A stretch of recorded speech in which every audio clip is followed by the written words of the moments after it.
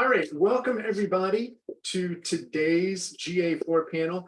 This is a Bureau pop-up event. We basically had some people talking in the Slack channels that were talking GA4. They weren't really getting answers. I figured we had a lot of people in the community. There are bound to be some smart ones, and we've got 3 of them with us here today. We have got Cheryl Gores. I did my best. And Cheryl is joining us today. Just 1 second, sorry. From Jelly, and she is doing a lot of stuff over there, and also their Jelly Academy, where she's teaching both Facebook and also Google Analytics. So appreciate you being here today. We've got Christy from Reason One, who is the Director of Marketing and Optimization over there. Nice to have you with us. And then we have also got our good friend Chris, and Chris is the founder of Current, where he's running day-to-day operations and overseeing the SEO there. He's also got a new venture called Current Code, which is offering web and app development to agency partners. So good to have you with us. And Chris, I just want to say an extra special thank you because Chris isn't feeling the best, but he joined us anyway. So thank you for that. Glad to be here. For everybody who's joining, we will be using the Q&A today. So if you do have a question, drop it in the Q&A and we will come find you there. We'll also be keeping an eye on the chat just in case there's any clarifications or anything else you want to do there. But unless anybody has anything else that they'd like to add, I say we just jump in. What do you say? Sound good? All right, let's roll. So our first question: what are common mistakes to avoid when setting expectations about what data will and won't be available after moving to GA4? So feel free to just raise your actual hand for my panelists there, and I will call on you. But who wants to answer this one? What data will and won't be available once you make the migration? What do you say? Hey, go ahead, Chris. There are some things in Universal Analytics that are there by default. One example might be there's a tab for landing pages, and you just click on it and it shows you the landing pages that that your traffic goes to. That data is still going to be in GA4. And that's just an example of what most things that are there, if they're not there out of the box, you can track them. But there's a lot of things that, because the difference in the 2 platforms between session or hits to your pages versus an event, an action that someone takes on your page, that simply aren't there by default. Bounce rate, for example, is not the same as it always has been. And that might be one of the more obvious ones for your clients and for you that is just missing. But there's now an engagement metric, which is not exactly the same as bounce rate, but for all intents and purposes, any data that's been collected in Universal Analytics or GA3 can be tracked in GA4. You just have to put the tracking in place and do some methodologies to get it there. Gotcha. What do y'all think? All right, thanks, Chris. Cheryl, Christy, anything else? Go ahead, Cheryl. Yeah, there are some bugs still currently happening. We've noticed with a few of our clients, especially in the conversions area. One of ours just stopped tracking in general. So apparently that's going to be fixed in August, but that is something to keep in mind, that there are still those bugs that are still happening, as well as e-commerce integration.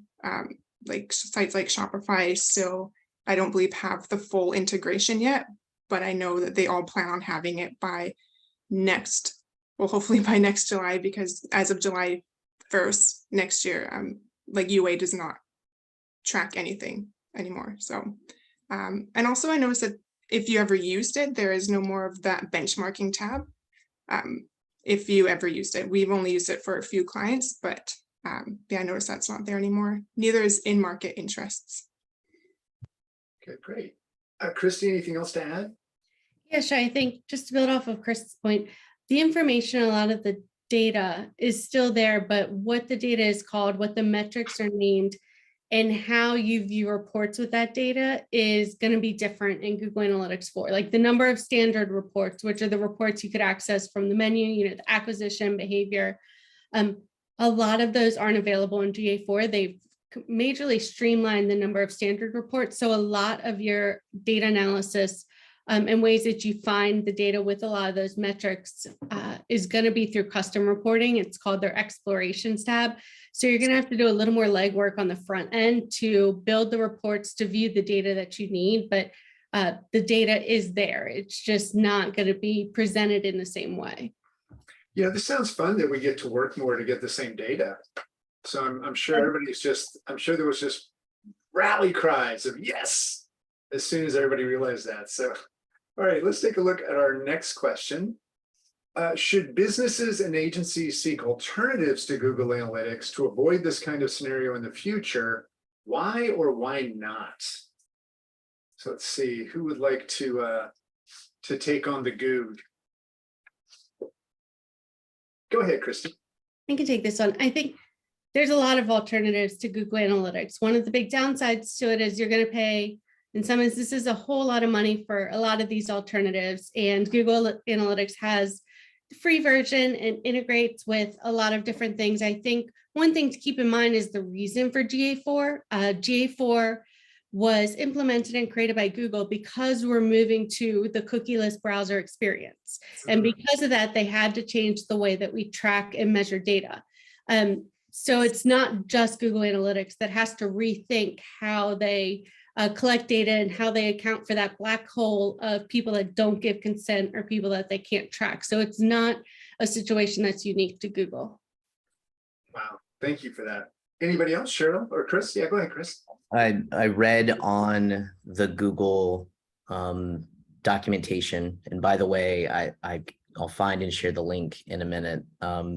Google has provided a very robust resource for migrating to GA4. They call it migration, but that's not necessarily the best word either. It's how to set up GA4 in spite of the fact that you're used to universal analytics. But they said that one of the main reasons that they moved is that 90% of mobile traffic is done through mobile apps now, or usage, and 90%. I'd never would have guessed that it was that high. And so mobile phone usage will never go the other direction, or it might not anytime soon. And it was time for a new kind of analytical tracking to account for so much mobile usage. And this is really it.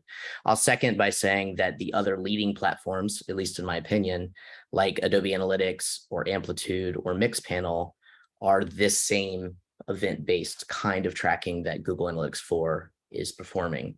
And so it's an event that has these properties about the event itself. Google did not invent this way of tracking, but they've made a free and very robust version that is at least somewhat familiar to what most of us are used to with the legacy Google Analytics. And so it was time. I think it's a very bold move that they're drawing a line in the sand and saying we're shutting down the old way of doing it, but it's very much tied to cookies. Chrome is no longer going to support third-party cookies at the end of 2023. And so for Google Analytics, they had to make the move, or their own browser wouldn't be able to track user interactions. So. Okay, great. Thank you for that explanation. I'm going to be the one attendee who knows nothing. So thank you for getting me up to speed on that. Cheryl, did you have anything you want to add? No, they definitely hit all the points on that, I believe. All right, let's move on to our next question. Can I merge my historic Universal Analytics data with GA4 data? I get the feeling this might be a quick answer. I'm not sure. So go ahead, Cheryl. As far as I've read, no. Yeah, That's feeling no. that's gonna That's all I got. especially given Chris's explanation of how things are moving, then it really is that, hard cut off and moving on. Okay. I would add that there's enough similarities between the two that you can compare the data. It's not apples and oranges, but it's two very different apples. It's Macintosh and Granny Smith. And so if you want to compare a green apple to a red apple, you can. They both have something like a goal. Now they're called conversions. They both have things like sessions. They're just tracked in different ways. And I find that my clients, that's their biggest concern. They want to be able to do year-over-year data reporting, and there's not a real clear way to do it. Okay. My team is actually trying to figure out how to export UA data, put it into something like BigQuery, pull it into Data Studio, then connect GA4 and do a comparison. And we haven't figured it out. We're working on it, and I hope that we can make it available, but it's not something that is even the same across clients. I mean, as soon as you start to introduce things like custom dimensions, or if it's e-commerce versus regular, the adage is true. Every single client is different, and every single implementation of Google Analytics is going to be different. And so there's not a way to just export it and all of a sudden you can compare the two data sets. Okay, great. Thank you. Chris, anything to add to that one? Yeah, and I think this answers one of the questions that I saw in the Q&A. Because the data is not going to be the same and you can compare the data, it's best to implement GA4 as early as you can so that you have time for the data to collect in parallel and have both running so that you can see how your data compares. And that will allow you, at least when you have to do those year-over-year comparisons, to be able to make some assumptions or inferences in terms of how the data should differ. And the other question, as of July 2023, Universal Analytics data will no longer collect. Okay, good to know. So Chris, and then it actually, then the data actually goes away in December of 2023, right? So it stops collecting next July, but if you don't export it and turn it into something reportable for your clients or for yourself by the end of next year, it's just gone. That's probably the boldest move that Google is doing. And we all know that Google tends to swing real hard, and maybe we'll come back a little bit. Maybe they'll extend that window for the people when they start freaking out, realizing that their data is going to go away. But that's willing to bet you that's even in the schedule. Okay, this is the freak out month. And then, then we move on. Okay, awesome. Let's get, let's see. And then that also answered, we had that other question that came in about accessing UA data after the upgrade. So that answers that question. You will for a little while, but then you're gone. All right, let's come back to our list here. Can you run Universal Analytics and GA4 on the same website? Get the feeling you can based on those earlier answers. Okay. And that's a good thing to do? Yeah, that we should absolutely be running them in parallel for as long as you possibly can. Until they stop you. Right. Until they stop you. That's right. Okay, awesome. Let's see. And then this question came up quite a bit. Is it possible to set up something similar to goals in Universal Analytics? And Chris, I think you mentioned conversions. So is it just a name change, or is it a completely different thing they're tracking now? Yeah. Sure. I would say it's kind of a name change. It is, you have your events, and you can set up your conversions as well, you set up the events and then you can label any of these specific events as conversions, which would have then been your goals. And I prefer to do that in Google Tag Manager. And a note I will say, because I made this mistake when I was first learning GA4, is when you are setting up these events that you are going to make as conversions, make sure they're formatted the same way as events are. So if it's like page view, it's page_view. Because when you go to try to create an audience from a specific conversion, it's not going to be able to pull it if you have like capital P page space view, which I learned. So I just want to make sure no one else makes that same mistake. Thank you for sharing the mistakes so that others don't have to make them. That's always one of those painful things. Any other thoughts on this one? Yeah, go ahead, Chris. The events that can be flagged as goals can be done on the UI inside of Google Analytics. I would suggest that there's not a lot in GA4 that is easy. This is one of the things they make easy. It's literally just a tab that you can do it. But as Cheryl said, there's some there's some benefits to doing it coded through Tag Manager. But if you list your events out and you just decide on a whim that you want this to be considered one of your goals, you literally can just flip a switch, which is kind of nice.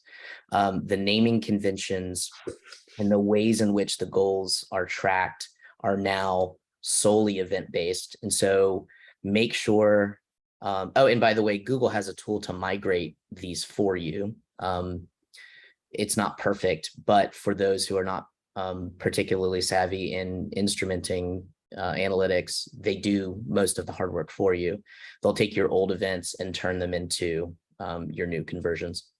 But there are some, and I apologize, I don't even recall exactly what they are, but there are ways that you used to be able to set up goals like destination URL, which is no longer one of the ways to set up goal.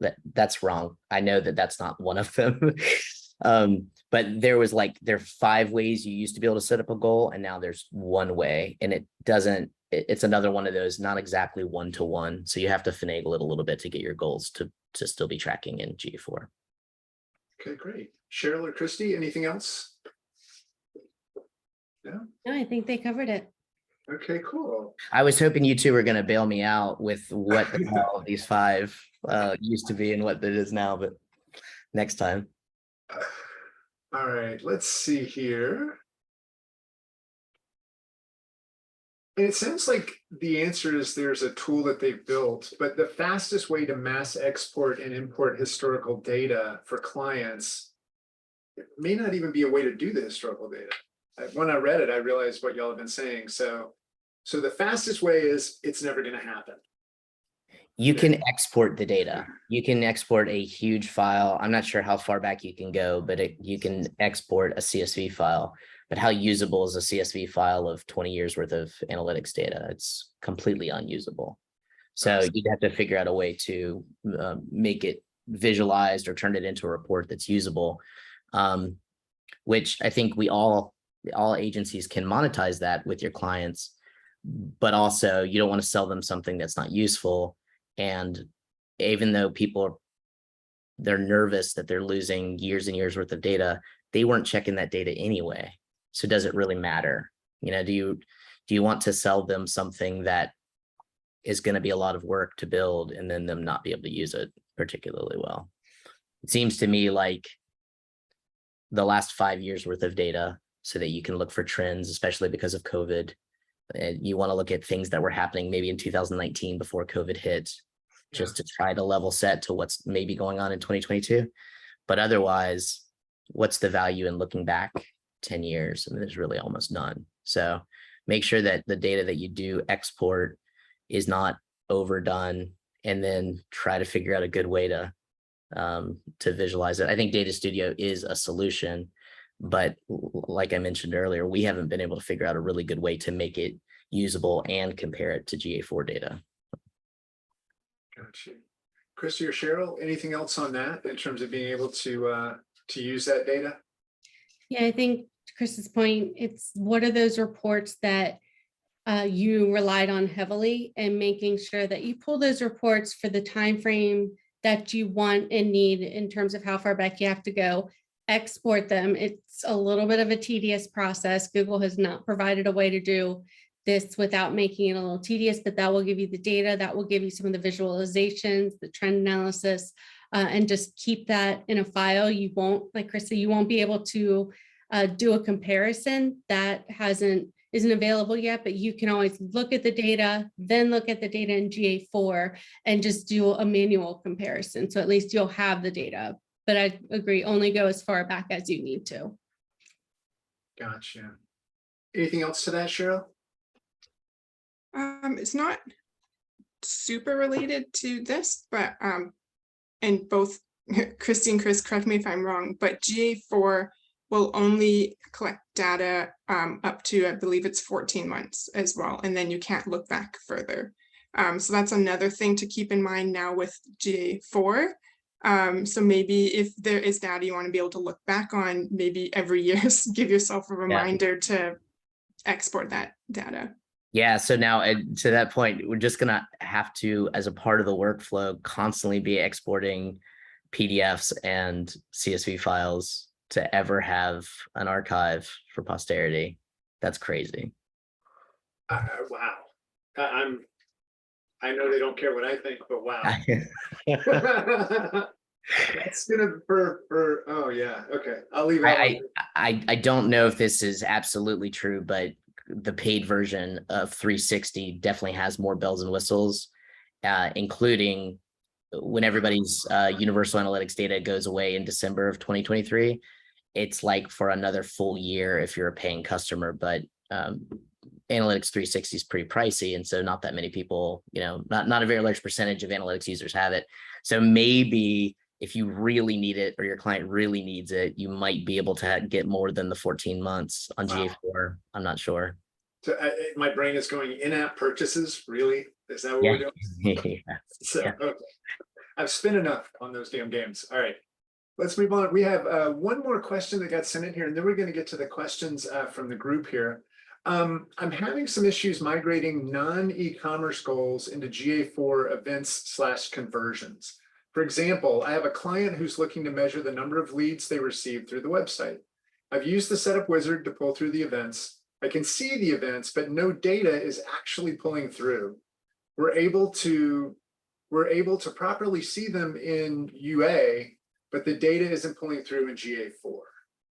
So this obviously is a more technical one, but any thoughts on what could be happening there? Is it just a difference in the way the two systems work?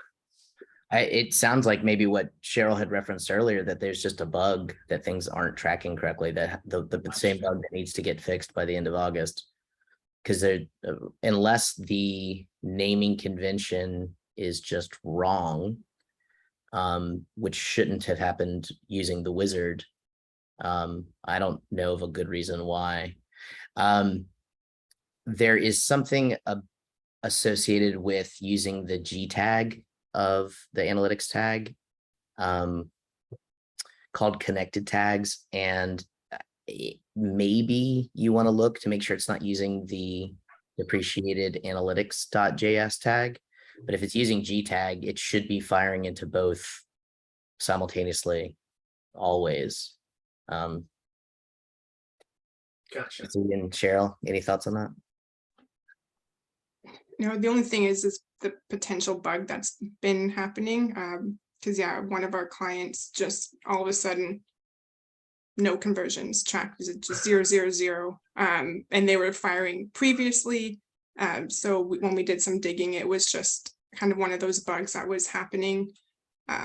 And so hopefully by mid-August, it's fixed.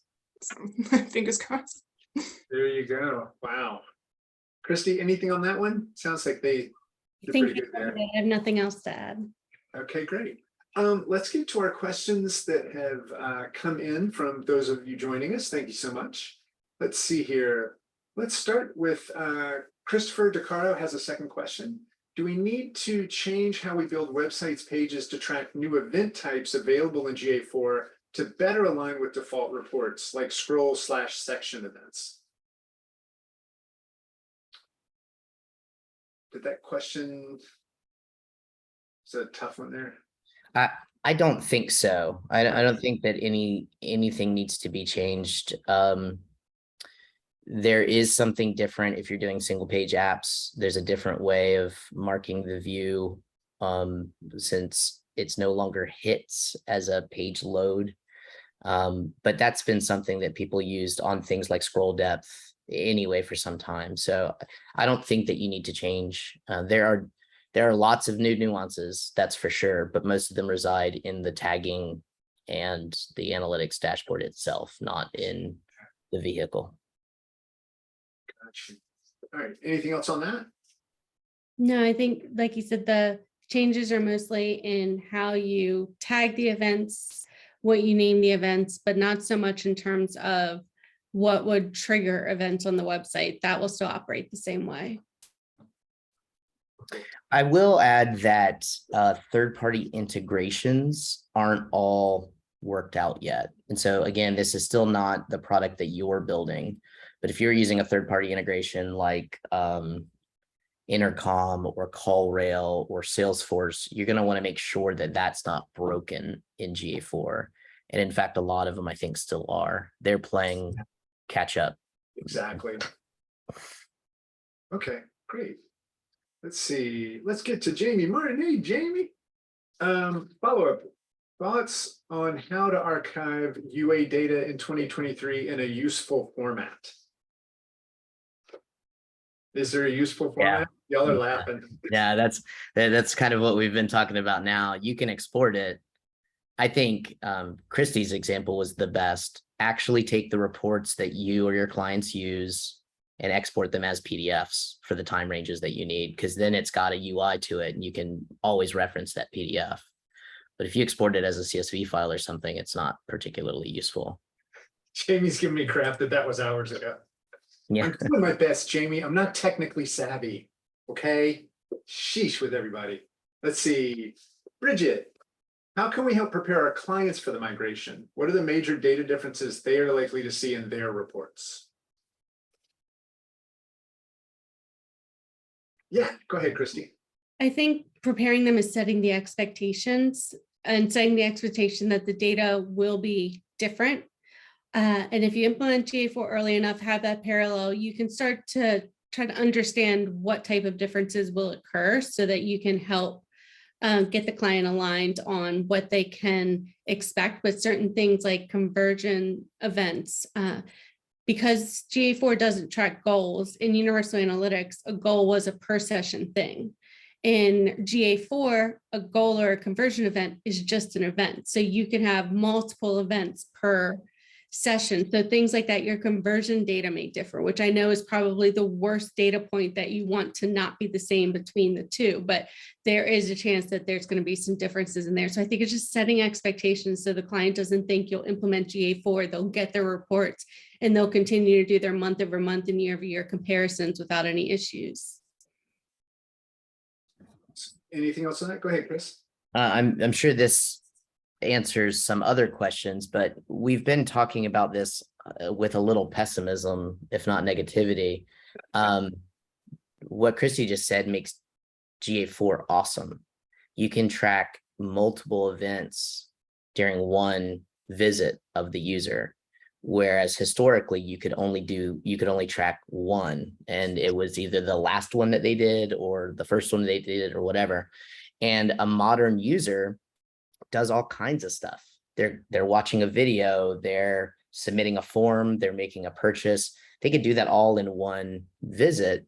And before, you couldn't see that user journey as far as goals or events were concerned very clearly. And this is a game changer for the way that data is being viewed. This is why GA4 is really awesome.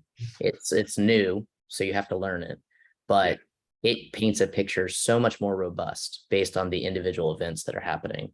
And so I guess you have to say this with a little bit of finesse, but the stuff that's gone was bullshit anyway. You didn't need it. It was vanity metrics. And there's use cases where that's not absolutely true, but Google is focusing on the things that are important and getting rid of the things that aren't important. And so if someone sees that their reports are different or that they don't see their old favorite bounce rate anymore, educate them on the fact that that's not nearly as important as this user took these 5 actions while they were using your product. That's great insight. Thank you for that. And also for we don't have to be negative. Well, change is fun. People love change. Cool. It's a good tool. It's a very cool. Great. Cheryl, anything to add? They both have great points. I will, for us at Jelly, what we did when that big announcement came up is we made a document highlighting the key differences between Universal and GA4 and what the client can expect, and just sent those PDFs to everyone so that they could understand what was going on. I don't get the feedback, so I'm not sure if the clients, it made a big difference to them or not. But that's how we went about informing our clients of those and then making the transition to GA4 for them. Thank that, Cheryl. Let's see, we're gonna come back to Jamie. He's asking about charging clients an additional fee for migration and configuration of GA4. I would imagine, I would hope that's a thing people are doing, but what have y'all seen? Yes, for sure. It's a lot of work. Your Google's migration tools certainly help a little bit, but it takes a lot of QA to make sure that everything has been mapped correctly, especially if that organization has a ton of custom dimensions that have been tracked historically, if they've got very specialized events. There's this new lexicon that the GA4 strongly encourages, if not requires. And so you used to be able to name an event whatever you wanted to name it. Now they really encourage you to use their naming conventions. And those things just can't be done without human intervention, not well at least. And so you should absolutely be charging for it. There's also this really great opportunity to make it better. There's, the last person who instrumented Google Analytics maybe was tracking things that were trivial or unnecessary, and that dirties up your data. Now's the time to focus on just the KPIs that really matter, which is, I think, another reason why Google has done this slash and burn of features, because they have made a clear decision on what they think is the most important for tracking your users in an insightful way. And so follow their lead. If they've gotten rid of something, and you've got some legacy tags that you want to migrate over, give it a real second thought on if that's necessary or not. Okay, great. Anything else on that? Yeah, I totally agree. I think use this as an opportunity. Over time, especially with Google Analytics and tracking, so much just technical debt acquires in terms of old tracking, old tags. Your website has most likely changed since you first implemented Universal Analytics. And so you have a lot of stuff in there that isn't necessarily relevant and things that may not be tracked in the most straightforward way. So this is a huge opportunity to look at what you need to track, what you need to measure, and then set it up so that you have a clean install of GA4 and you're in a really good spot going forward. So I think there's a way to spin it so that it's not just a straight migration, but a way to clean up the account and or enhance it and expand upon the tracking that they were previously doing. Yeah, it sounds like there are going to be a lot of great conversations that come out of this in terms of what we're looking at and what matters. So that's really nice. And what Christy had said before about running Universal Analytics alongside GA4 for the next year is just a really great opportunity, a very low pressure opportunity for you to talk to your clients and say, see, this is how it used to be, but this is the new version. And they don't freak out. If one day the old version is just gone because you waited until July of 2023 to make the change, you're going to freak out and you're going to catch shit for it. So just take the opportunity to, one, use billable hours to do the work, but take the long runway that Google has given. That's awesome. All right. Let's see, going to move on. If our clients just use basic reporting and not events, conversions, etc., will Google's migration tool work smoothly? So if they've just got a simple setup, they're not tracking anything major. Fingers crossed. I'm seeing not so much. I actually don't think GA4 will work at all without event tracking. What do y'all think? I don't even know if out of the box it will track anything if there's not already an event. There are the automatically tracked events, and offhand, I think there's 3. Right. And then you have the enhanced measurement events. When you set up the basic implementation of GA4, you have the option to toggle on those enhanced measurement events, which are like video downloads, site searches, external link clicks, page views, things like that. And I think those will come with basic implementation, but yeah, you won't be tracking much else besides that. So I don't know how extremely useful the data in GA4 would be in that instance. Yeah, make sure when instrumenting GA4, you turn on enhanced tracking if you had no event tracking before. because that is what it will add the events that will be tracking things like page view. Okay, great. Anything to add, Cheryl? Just on to Chris's point is when you do set up a GA4, it does automatically have it toggled on. So just don't accidentally turn it off, because then in like this instance, you're not going to be tracking anything then. Okay, sounds good. Let's see. What should nonprofits, this is from Kelsey. What should nonprofits who have limited time and resources do to make sure they are educated about how to understand GA4 and ensure they can still have the right data they're required to provide to funders? So that's an interesting question. Now you've got data you have to submit to a third party. That seems like it might be an education for the third party as well.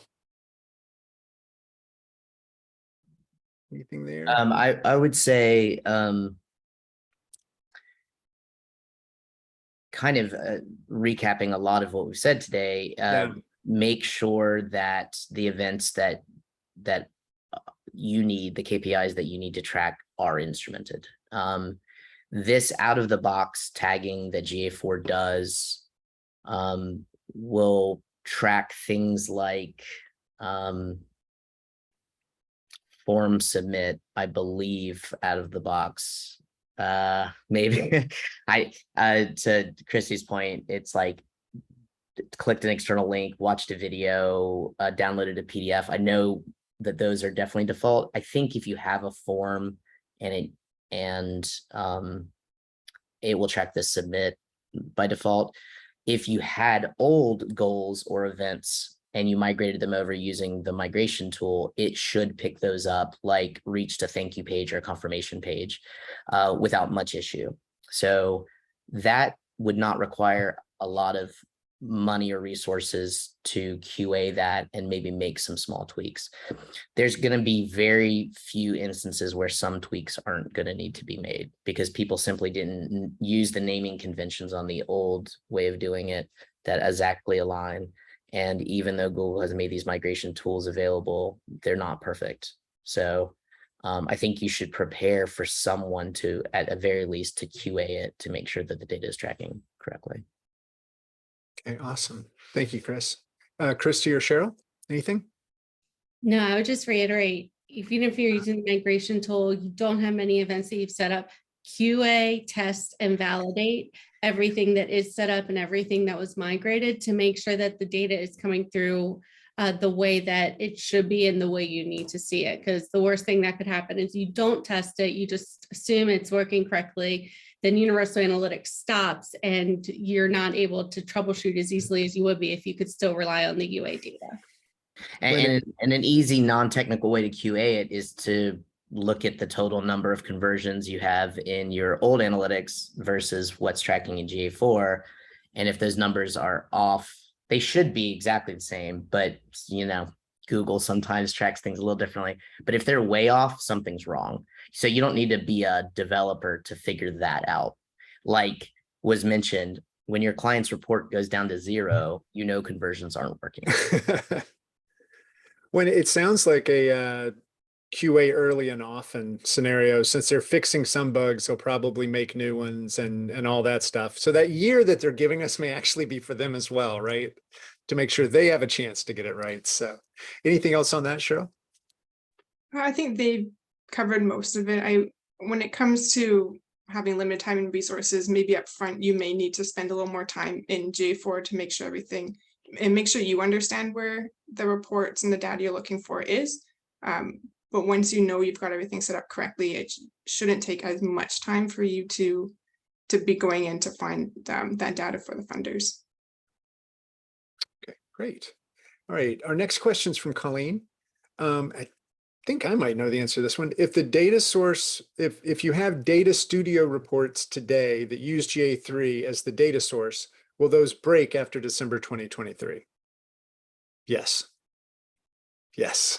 Okay, 4 nodding heads. GA4 is not replacing GA3. It is a separate property. So you have to plug in the new one.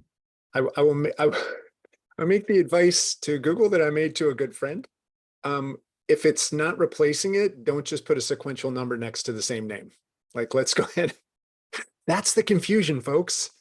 Okay, awesome. Thank you for that one. Let's see here. And then from Ina, we have a client in the tourism industry whose primary KPI is number of sessions within UA. How would you recommend they shift their mindset to take advantage of GA4 beyond event creation, I'm assuming? Let's see. All right, the brains are working. I don't really have an answer, but I have a comment. I have spent the last decade trying to tell customers, don't worry about page views, worry about sessions. And here goes Google taking sessions away from us. Like, damn it. There is a version of sessions. An event is called a session, but it's not exactly the same. And they are still firing an event called page view. So I actually think users and page views are probably the most predominant, but I don't really have a great answer for that. Gotcha.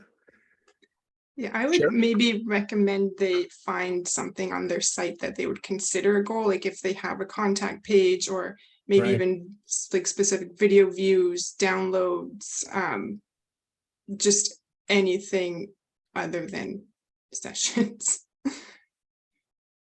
Gotcha. Thank you. Christy, anything on that?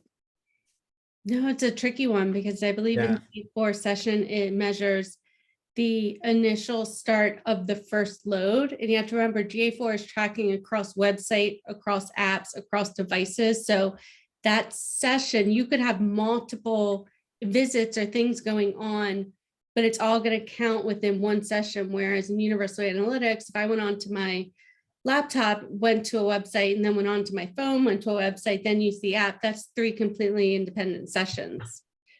So it's going to be hard. There's not an apples to apples way of measuring sessions other than the sessions will be there. The number will most likely be quite lower. So you could still look at trends going forward with GA4 data, but I don't know that sessions is going to be relatively as important as it is in Universal Analytics. Okay, great. Well, thank you for that answer. Let's see. We're coming up to our last question. So if you're hanging out there and you got a question you want to get to the panel, go ahead and drop it in the Q&A. This question I've been saving for last because it felt like a last question. Do you have any recommendations on training courses, learning opportunities, or resources? 2 parts, a beginner level that could be shared with a lower tech client to get an overview, and a more technical in-depth for an agency team. Yep. I'm going to plug Yeah, myself a Jelly little bit Academy. here because I was going to plug you. Yeah, I actually teach GA4 at Jelly Academy, which is part of Jelly Digital Marketing. So we do have a course that is now just all GA4. And so that's really good for the beginner level because it goes through the entire platform where you can find things. So that's my small plug on the beginner level. And when it comes to the more technical in-depth for an agency team, we also do training for that's more in-depth. Just throw that out there as well. But also there's a lot of resources out there I find, even if you just like YouTube, but I'll leave my plug there for now. Okay, great. Well, thank you. And that's why you're here. You're sharing all of your information, and it's awesome that you've actually got a follow-up that people can help with. So that's great. Oops. I don't know what happened there, but anything else? Chris, you've got something you're working on, right? I think what I just did when you said oops was I shared a link in the chat, but it somehow closed the question. No worries at all. The Google resources are robust. I don't know if they're great, but there's a lot. So they actually have under their analytics help resources, there's a tab in the navigation called migrate from UA to GA4, and it's informational. And I think it is something that everybody on your analytics team should at a minimum start with. But it's somewhere in the middle between basic understanding and the full understanding. Even though GA4 is a different mechanism, for tracking data, it is not wildly different. And I feel like we've painted the connotation today as, oh, it's completely different. Yeah, it tracks the data in the background differently, but it's familiar. You know, it's a Google product that is an evolution of Google Analytics that you're used to. So don't be freaked out about it. Just dive in and start working on it. And as you read through these resources, you'll see that they explain that to say, this is how they're the same, but this is how they're different. And for all intents and purposes, they are mostly the same. So they almost called it bizarro analytics. Yeah, almost. Right. They did Seems the the marketing same, but team it's a reeled little back on different. that. Yeah. Yeah. Yeah, to your nod and thank you. I alluded to this earlier. My team is trying to build a tool that will take exported data, bring it into BigQuery, bringing it into a tool like Data Studio or Domo or the like, and then attach GA4 so that there is a usable tool to compare the new data to the old data. But we have not in any way found a way to automate the full migration. The migration tools that Google has provided certainly help. Make sure when you're setting up GA4, it has options to help you, this wizard that will migrate it for you. Take advantage of it, but then do the QAing. I don't think that there's any way of automating that and it being right. So you're always going to need somebody to help you out to make sure that it's tracking correctly during the QA phase. Gotcha. Christy, any favorite resources or tools or anything that's helped you along the way? Well, outside of Cheryl's Academy courses, which will help the beginner and the technical, I think all of the analytics experts whose blogs we follow, whose websites we visit, they're all coming out with GA4 stuff. YouTube is a great resource. Google has done their best. Like Chris said, they have a lot of documentation out about GA4. Whether it's all useful, that's debatable, but there's a lot out there and a lot for you to read. And I think for the more technical or anyone that's going to be in GA4, pulling data that would previously look at reports in Universal Analytics, it's going to understand the exploration reports in GA4 and how to use them, because that's the custom reports section of GA4. And that's the main place that you're going to be doing a lot of your data analysis. So I think understanding how to use that is going to be key. Okay, awesome. Well, thanks for that. That was our last question. I do have a question for y'all though. I'm just curious, are you excited about it? Like we get past this next year, we get past the conversion and all that sort of stuff. Cheryl, what do you think? You think it's going to be a better post-conversion world? I love playing around with GA4, especially the customer journey portions.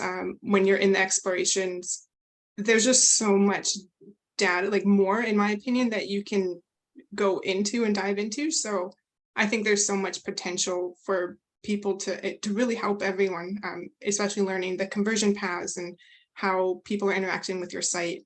And so I'm pumped for it. It's just also reminding myself too, when I have the option, make sure I'm going into the client's GA4, not the UA, because old habits kind of stick around a It's lot. muscle memory, yeah. Awesome. Thanks for that, Cheryl. Chris, what about you? What do you think we're looking at in 2024? In 2024, I think everyone's going to be excited. It is a more useful tool. As Cheryl was just saying, and I had nodded at earlier, you can track multiple events in what used to be called a session, in one visit. And that gives you the granularity that we've just never had. And so you can slice and dice that data so many different ways to really figure out who your users are and what they're doing. I think in the interim, there's some stuff that I still just don't have a really good grasp on, like views. So organizationally in Google Analytics, Universal Analytics, you have properties and then views. And I've got some clients who are using dozens, if not literally hundreds of views, whatever the cap is on the free one. And then some people who have, if you ask nicely, Google will give you more views. I think it's 40.